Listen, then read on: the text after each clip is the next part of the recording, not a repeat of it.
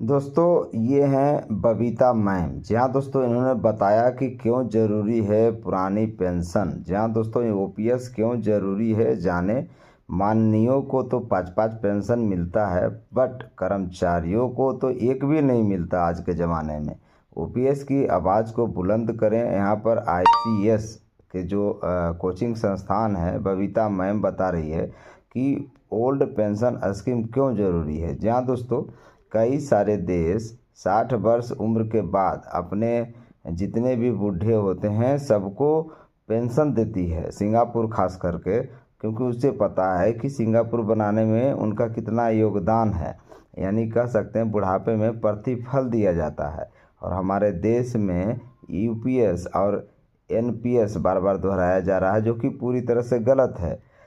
जिस समय सरकार ने ओपीएस बंद करी थी 2004 में, उस समय सरकार ने बहुत चालाकी से जितने भी बूढ़े लोग थे 60 वर्ष से ऊपर थे उनका पेंशन बंद नहीं किया था, और जो जवान थे उनका पेंशन बंद कर दिया था।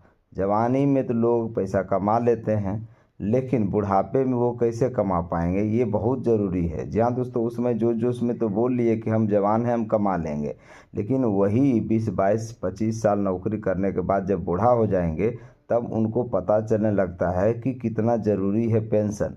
बुढ़ापे में बच्चे भी ध्यान नहीं देते हैं, छोटे छोटे।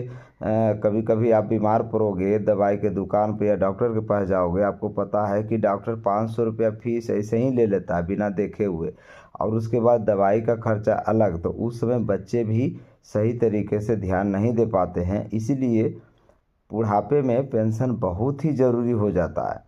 और 30 साल नौकरी करने के बाद लोग बूढ़े हो जाते हैं, तब उनको समझ में आता है कि पुरानी पेंशन कितना ज़रूरी है।